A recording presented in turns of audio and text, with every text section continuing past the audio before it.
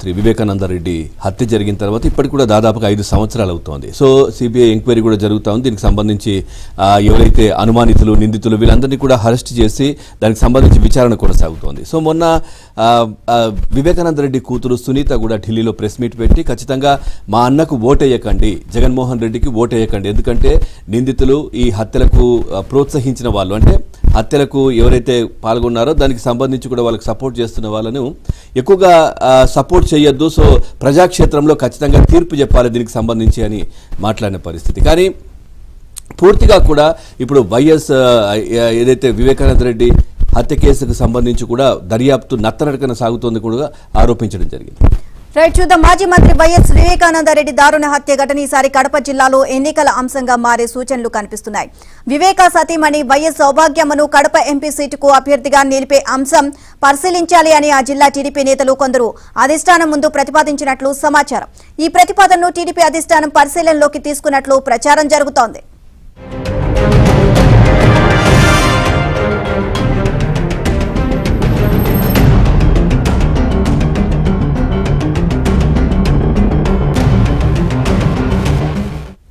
సరిగ్గా 5 ఏళ్ల కిందట అసెంబ్లీ ఎన్నికల ముందు వివేక పులివెందుల్లోని తన ఇంట్లోనే హత్యకు గురయ్యారు. తన తండ్రిని కిరాతకంగా హత్య చేసిన వారిని శిక్షించి న్యాయం చేయాలని కోరుతూ ఆయన కుమార్తె డాక్టర్ సునీత అప్పటి నుంచి పోరాడుతున్నారు. దర్యాప్తును సిబిఐకి అప్పగించాలని కోర్టులో పిటిషన్ వేసిన జగన్ తర్వాత దాన్ని ఉపసంహరించుకోవడం, కోర్టు ఆదేశంతో దర్యాప్తు చేపట్టిన సిబిఐ వేగంగా అడుగులు ముందుకు వేయలేకపోవడం చర్చనీయాంశమయ్యాయి.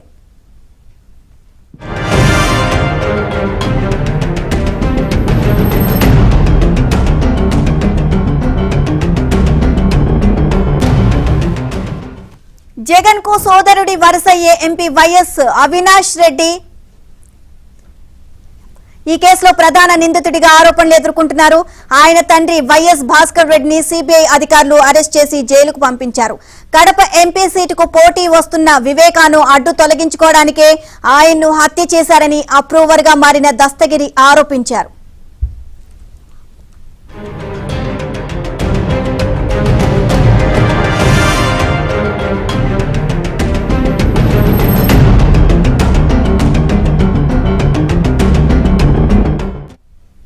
ఈ కేసు ఎటూ తేలకుండా జీడిపాకంలా సాగుతుండడంతో వివేక కుమార్తె సునీత ఇటీవల నోరు విప్పారు.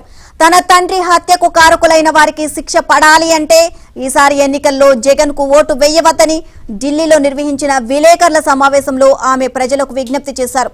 తద్వారా తన తండ్రి హంతకులకు జగన్ నుంచి రక్షణ లభిస్తోంది అని తేటతెల్లం చేశారు. ఈ నేపథ్యంలో వివేక సతీమణి సౌభాగ్యమ్మను అవినాష్ రెడ్డిపై పోటీకి నిలిపితే మంచి ఫలితం ఉంటుందని ఆ జిల్లా టీడీపీ నేతలు ఇటీవల చంద్రబాబు వద్ద ప్రతిపాదించారు.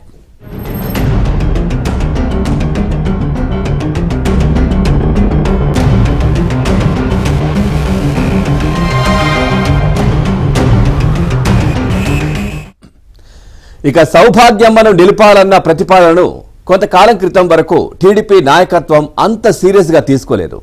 ఆ కుటుంబాల మధ్య వివాదంలో తాము జోక్యం చేసుకోరాదని అనుకుంది.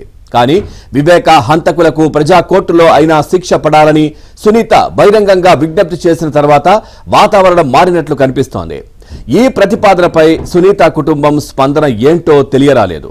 టీడీపీ అధినాయకత్వం కూడా ఇంకా తన స్పందనను బయటకి వ్యక్తం చేయలేదు. ఈ ప్రతిపాదనపై పరిశీలన జరుపుతున్నట్లు మాత్రం ప్రచారం జరుగుతోంది. ఇదే విషయానికి సంబంధించి మరింత సమాచారాన్ని మా కరెస్పాండెంట్ సత్య అందిస్తారు. సత్య, పూర్తి సమాచారం ఏంటి దీనికి సంబంధించి? పవన్ గత సార్వత్రిక ఎన్నికలకు ముందు ఏదైతే వైఎస్ వివేక హత్య కేసును తమకు అనుకూలంగా మలుచుకున్నారు, కడప రాయలసీమ ప్రాంతాల్లో వివేకానంద రెడ్డికున్న పేరును ఓట్లుగా మలుచుకోవడంలో సక్సెస్ అయ్యారని చెప్పాలి. అయితే ఈసారి మాత్రం అదే అంశం మరలా రాజకీయ అంశంగా తెర మీదకు వస్తోంది.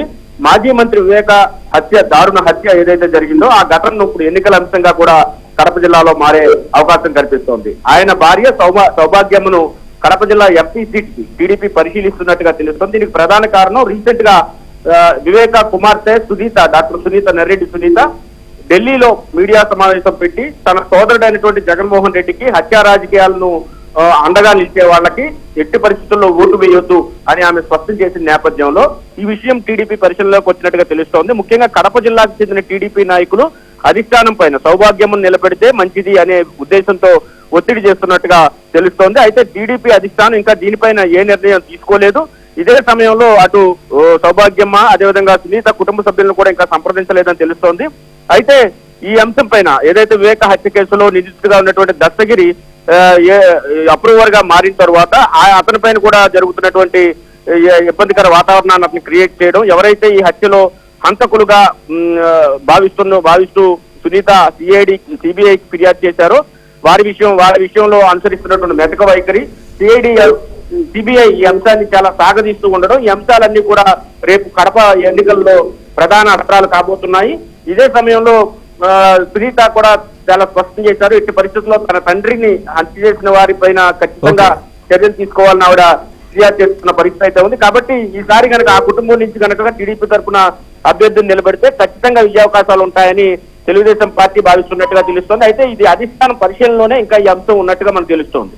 Right, thank you Satya, thanks for the updates.